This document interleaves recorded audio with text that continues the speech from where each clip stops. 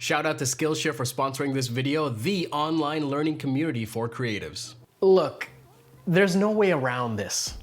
This is gonna be an expensive episode, and depending on where your wallet's at, well, this is gonna hurt like a motherfucker. Let's get this started. But God might be on vacation, and the promised land ain't never promised. My baby telling me to be patient, but the devil always working overnight, my darling. Good morning, everyone. Gajan here, and welcome back to the channel. And if it is your first time here, I appreciate you guys checking out the video, clicking on the thumbnail. On this channel, you'll see a ton of content around the Fujifilm ecosystem, a lot of reviews that incorporate real-world experiences, and I try to provide a bit more value with my tutorials. So if you're into that kind of stuff, I think you'll enjoy some of the content that's already here and coming up in the weeks to come. That's a lot. Okay. Anyway, let's talk about it. I want to tell you about my ultimate Fujifilm video rig. Previously, I talked about getting the best settings for your video capture process. Using an X-T4, X-T3, you can get amazing content, stuff that can truly live on a streaming service or the cinema screen if you really wanted it to. Well, what about the rig itself, the tools around it to enable that workflow to be a bit more smoother and a bit more versatile? Similar to that video, I wanted to go and find an expert, someone that's already solved a bunch of this, and my journey took me to YouTube. So my name is Chris Franklin. I am a independent filmmaker down here in South Mississippi. I specialize in production at the moment. I've always had a fascination with like cameras and kind of tweaking things and problem solving and puzzles and all of that. So to me, like when I got a chance to start building my camera rig, it was like adult Legos. Like, kid you not, I was fascinated. But basically, long story short, I bought a camera I was a senior in high school, so this is like 2013. So it's about 7 years ago. I bought a camera, started doing photos, wanted to do YouTube videos back then. Like everybody wanted to do like funny skits and stuff.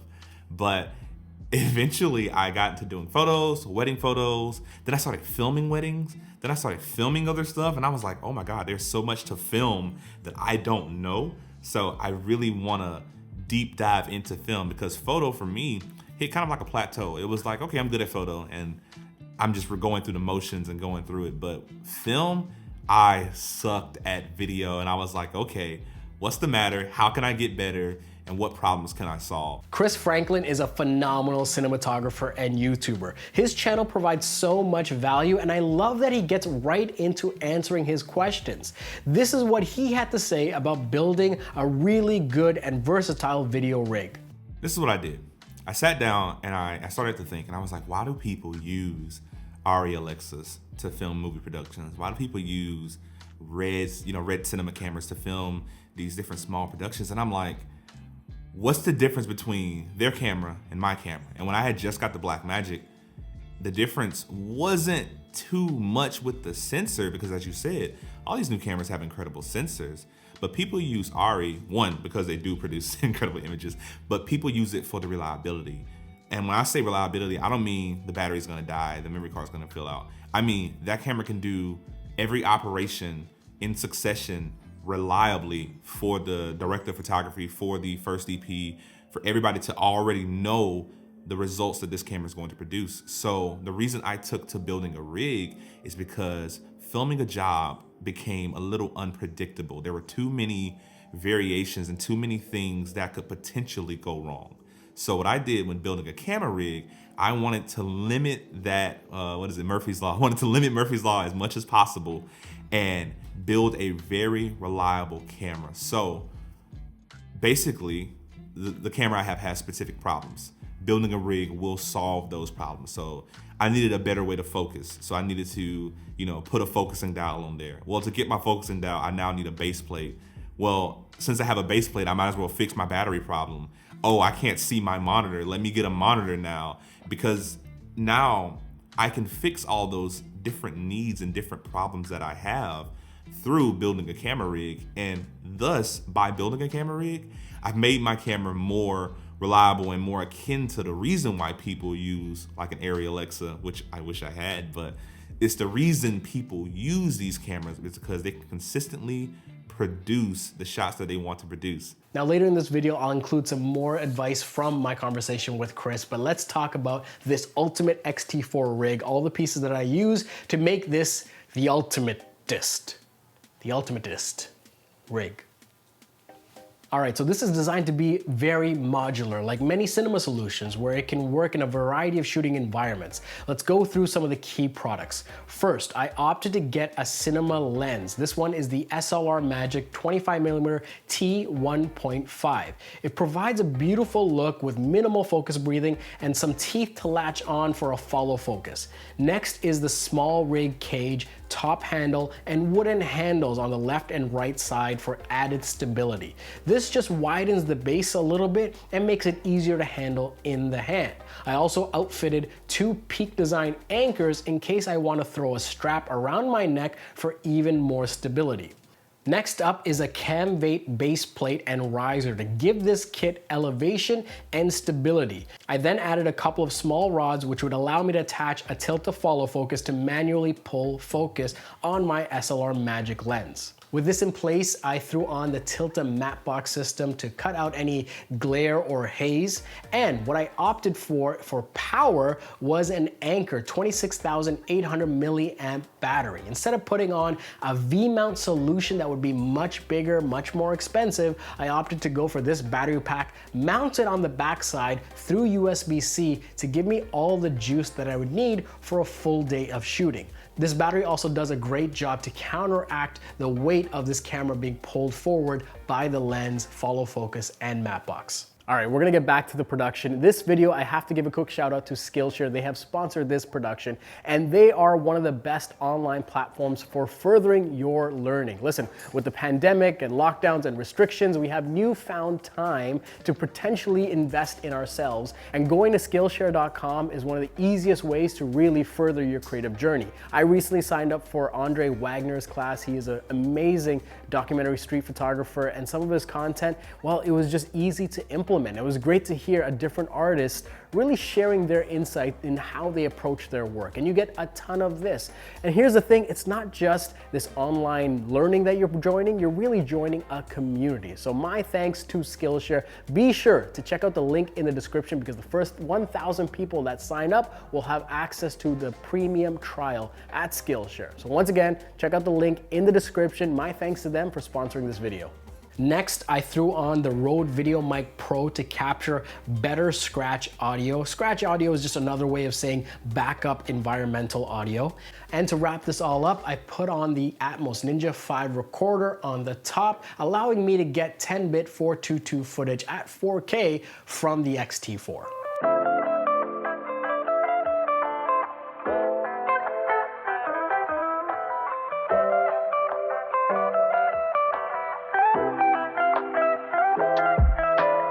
The reason I stepped away from autofocus is because autofocus is fantastic, but it does not know how to tell the story.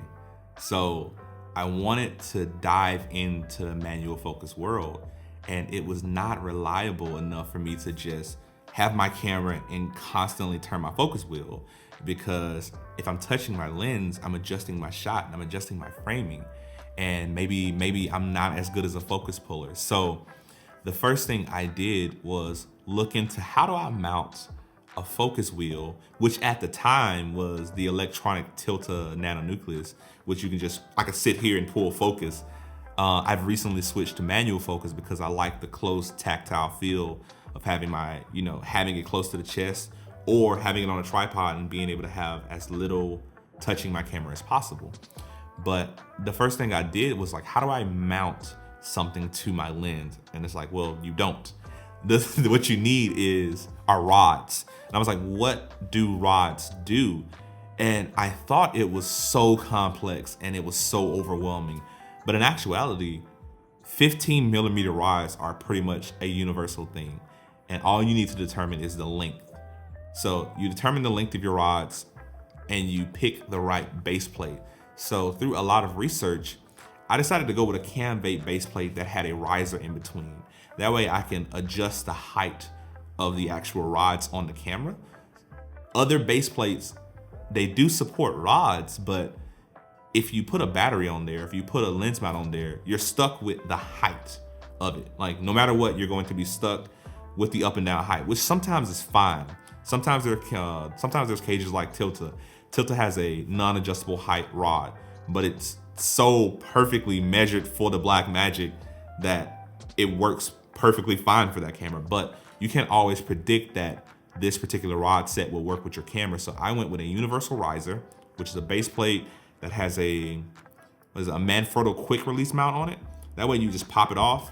You can completely detach your camera from your rod system, which is what I like to do often, because on my rods, I hold my battery on the back end, my focusing on the front end.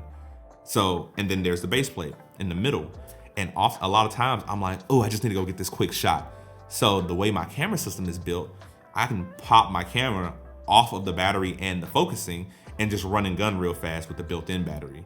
That way, and it's one of those things where it's like a unique situation where I'm like, man, I'm so tired of carrying this full setup. I just need to get this real quick shot of this cake or something. And I just pop it off the system, and I leave the system on a tripod, or I'll leave the system, you know, on whatever it's mounted on, and I go get a quick shot. But you won't really know that you need to do that without kind of experiencing that. So I had to find something that fit my needs. So if you're looking at the 15mm rods, the main thing you attach the rods to is the base plate.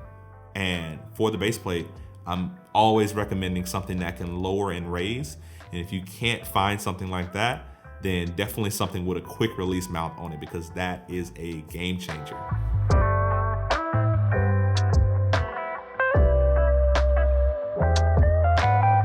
And there you have it. That is the kit. And what I love about this is that I can build it up or tear it down as needed. I can go just down to the body and lens, or I can add the cage to give a little bit more stability. I can throw on a light if I need an easier time pulling focus. I can switch out the Rode video mic for a lav mic to get other audio, or I can use the Rode video mic into the camera recording footage and then the recorder with a lav mic to capture better, cleaner audio. There's just so much versatility here.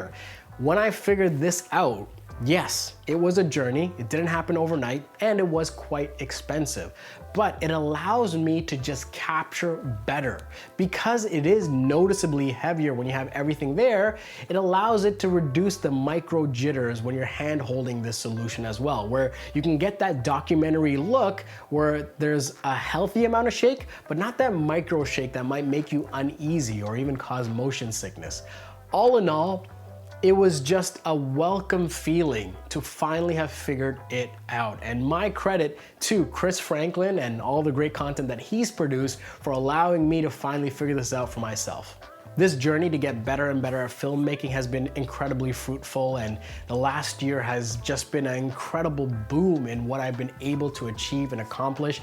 And it is because of people like Chris Franklin and previously my other video, Aditya, where they're just so forward and humble with their willingness to share information. So I really would appreciate if you guys go ahead and check out Chris's channel, hit subscribe, support his journey, and whether you shoot Fujifilm or something else, there's just a ton of great content there if you're trying to level up your video production. So be sure to check that out.